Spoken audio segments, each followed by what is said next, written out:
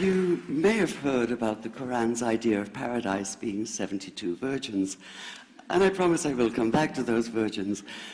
But in fact, here in the Northwest, we're living very close to the real Quranic idea of paradise, defined 36 times as gardens watered by running streams. Since I live in a houseboat on the running stream of Lake Union, this makes perfect sense to me. But the thing is, how come it's news to most people? I know many well-intentioned non-Muslims who've begun reading the Quran but given up, disconcerted by its otherness. The historian Thomas Carlyle considered Muhammad one of the world's greatest heroes, yet even he called the Quran as toilsome reading as I ever undertook, a wearisome, confused jumble.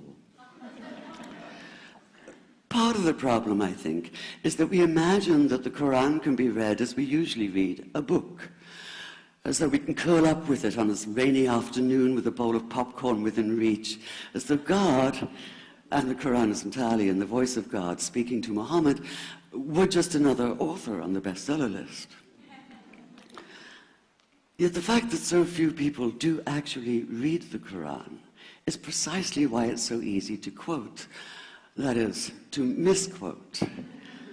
Phrases and snippets taken out of context in what I call the highlighter version, which is the one favored by both Muslim fundamentalists and anti-Muslim Islamophobes. So this past spring, as I was gearing up to begin writing a biography of Muhammad, I realized I needed to read the Quran properly as I could, that is.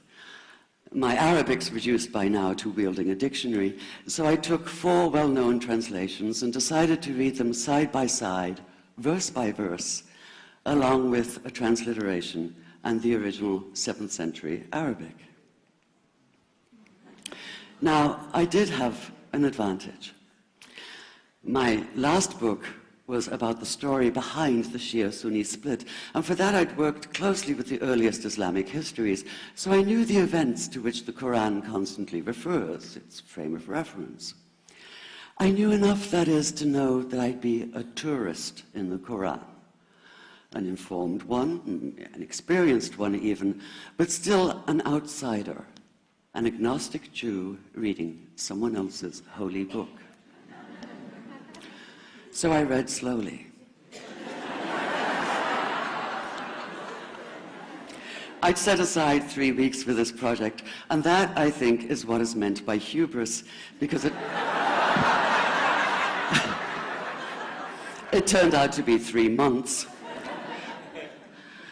I did resist the temptation to skip to the back where the shorter, more clearly mystical chapters are, but every time I thought I was beginning to get a handle on the Quran, that feeling of, I get it now, it'd slip away overnight, and I'd come back in the morning wondering if I wasn't lost in a strange land.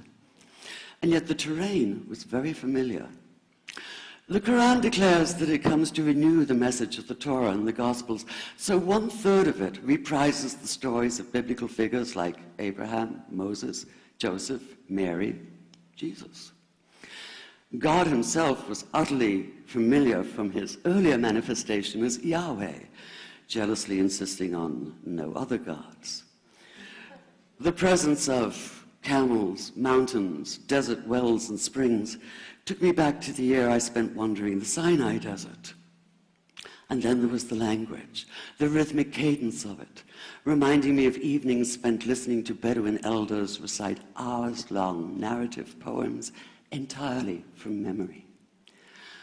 And I began to grasp why it's said that the Quran is really the Quran, only in Arabic. Take the Fatiha, the 7-verse opening chapter that is the Lord's Prayer and the Shema Israel of Islam combined. It's just 29 words in Arabic, but anywhere from 65 to 72 in translation. And yet the more you add, the more seems to go missing. The Arabic has an incantatory, almost hypnotic quality that begs to be heard rather than read, felt more than analyzed. It wants to be chanted out loud, to sound its music in the ear and on the tongue. So the Quran in English is a kind of shadow of itself, or as Arthur Arbery called his version, an interpretation. But all is not lost in translation. As the Quran promises, patience is rewarded, and there are many surprises.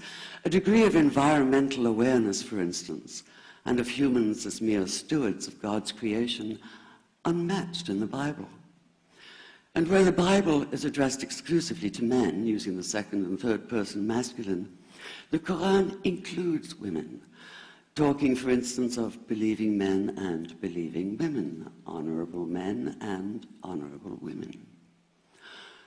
Or take the infamous verse about killing the unbelievers. Yes, it does say that, but in a very specific context. The anticipated conquest of the sanctuary city of Mecca, where fighting was usually forbidden. And the permission comes hedged about with qualifiers. Not you must kill unbelievers in Mecca, but you are allowed to, but only after a grace period is over. And only if there's no other pact in place. And only if they try to stop you getting to the Kaaba. And only if they attack you first. And even then, God is merciful, forgiveness is supreme, and so, essentially, better if you don't. This was perhaps the biggest surprise. How flexible the Quran is, at least in minds that are not fundamentally inflexible. Some of these verses are definite in meaning, it says, and others are ambiguous. The perverse at heart will seek out the ambiguities, trying to create discord by pinning down meanings of their own. Only God knows the true meaning. The phrase, God is subtle, appears again and again. And indeed, the whole of the Quran is far more subtle than most of us have been led to believe, as in, for instance, that little matter of virgins and paradise. Old-fashioned Orientalism comes into play here. The word used 4 times is huris, rendered as dark-eyed maidens with swelling breasts, or as fair, high-bosomed virgins. Yet all there is in the original Arabic is that one word, huris. Not a swelling breast or high bosom in sight. Now, this may be a way of saying pure beings, like in angels, or it may be like the Greek kos, or kore, an eternal youth. But the truth is, nobody really knows, and that's the point. Because the Quran is quite clear when it says that you will be a new creation in paradise, and that you will be recreated in a form unknown to you, which seems to me a far more appealing prospect than a virgin.